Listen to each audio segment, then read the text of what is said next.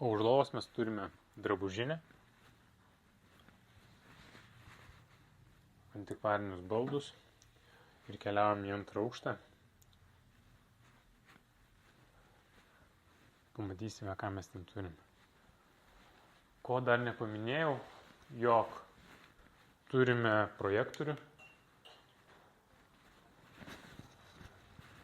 Taip pat viską galime mes valdytis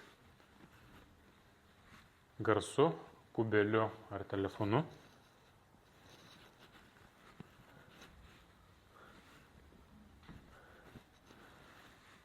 Darbo kambarys.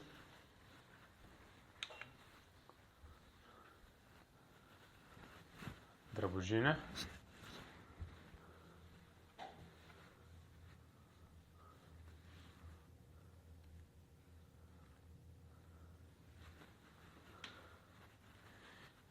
Ir pateikimas į Alisą stebuklų šalį.